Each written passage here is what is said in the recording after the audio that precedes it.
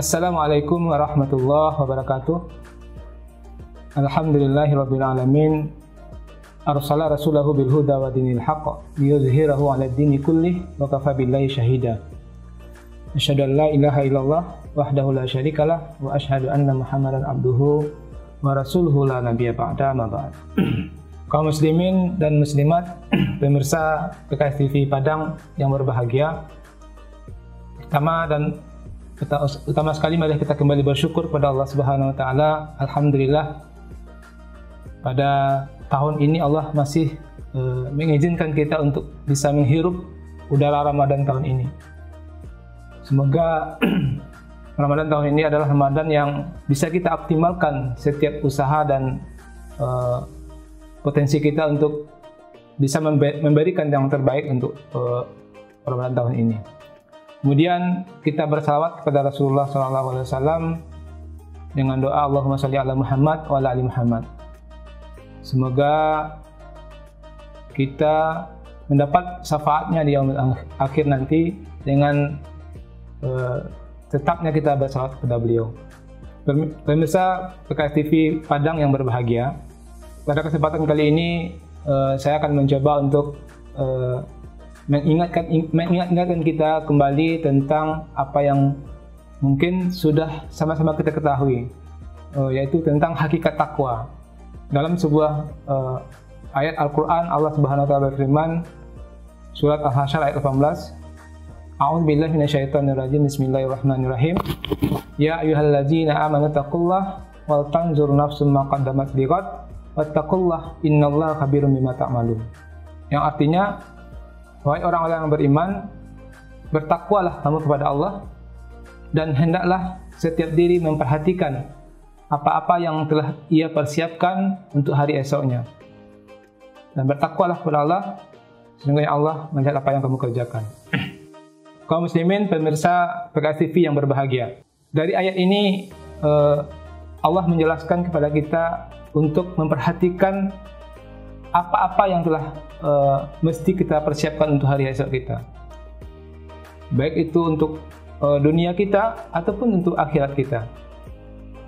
Nah, tentunya hal yang paling urgen sekali yang perlu kita perhatikan adalah persiapan atau bekal kita untuk akhirat kita nanti. Nah, dalam ayat lain Allah Subhanahu wa taala berfirman, Allah mengatakan bahwasanya sebaik-baik bekal itu adalah takwa. Karena takwa merupakan bekal yang terbaik bagi kita untuk menghadap Allah nanti di yaumil akhir. Kata Allah, takwa juga merupakan predikat yang paling tinggi di sisi Allah Subhanahu wa taala. Dalam surat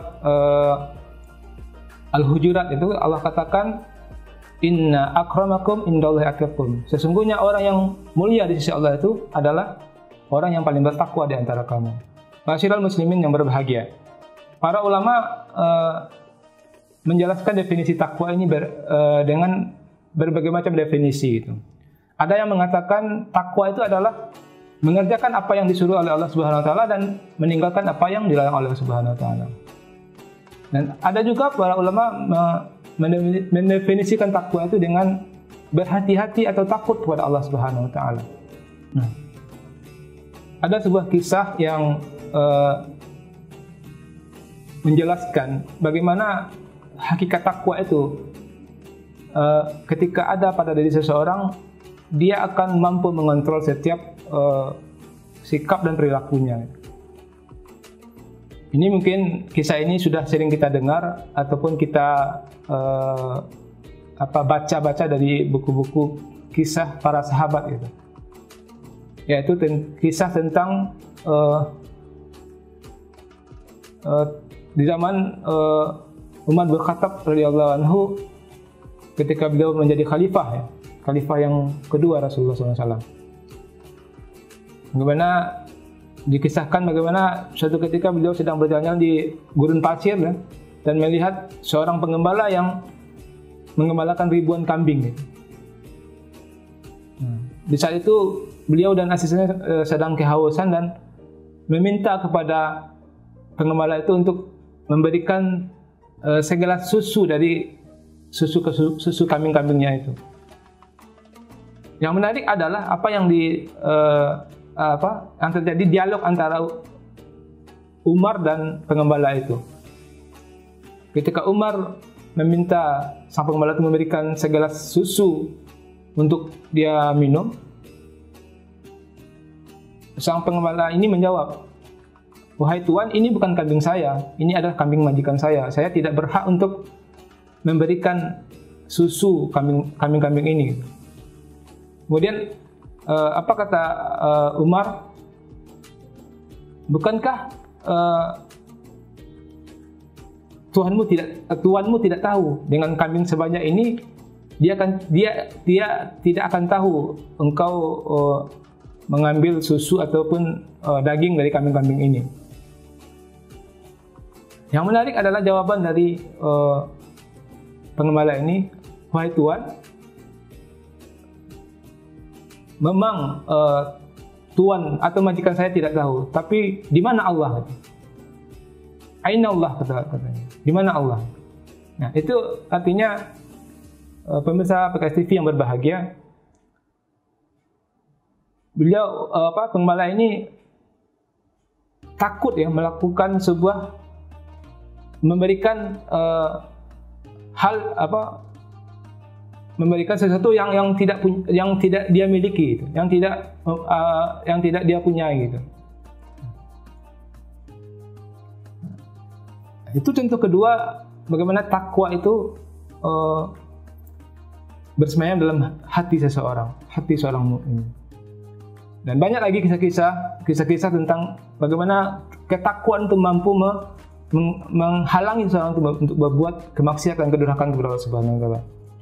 Kisah seorang penjual susu di zaman Umar ya, seorang ataupun juga kisah ayah dari ulama mazhab ya, Abu Hanifah itu, Thabit bin Ibrahim itu, tentang mendapatkan sebuah apel di tepi sebuah perkebunan yang keluar dari perkebunan dan memakan apel yang mungkin bagi kita tidak mempunyai tuan gitu, karena apel itu sudah terjatuh dari pohonnya. Dan banyak kisah-kisah lagi yang bisa kita ambil ibrah yang memberikan pelajaran kepada kita tentang takwa ini. Nah, Ibu, Bapak, pemirsa PKS TV yang berbahagia, dari kisah-kisah itu maka bisa kita ambil sebuah pelajaran bahwa takwa adalah merupakan bekal yang mesti kita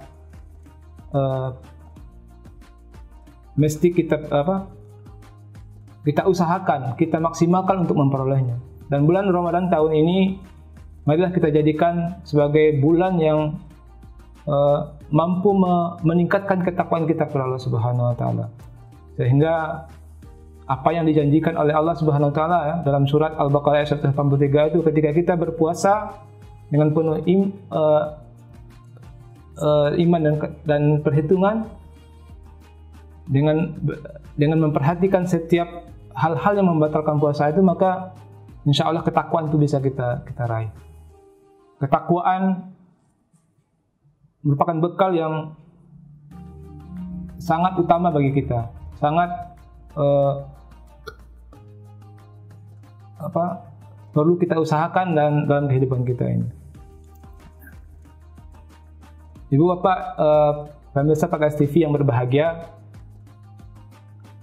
mungkin demikian yang bisa saya sampaikan pada kesempatan kali ini. Intinya, marilah kita senantiasa bertakwa kepada Allah Subhanahu wa taala, karena dengan takwa itu kita menjadi hamba-hamba Allah yang insya Allah disayangi oleh Allah Subhanahu wa taala, dan dengan takwa itu merupakan bekal kita di yaumil akhir nanti. Billahi taufiq wal hidayah. Assalamualaikum warahmatullahi wabarakatuh.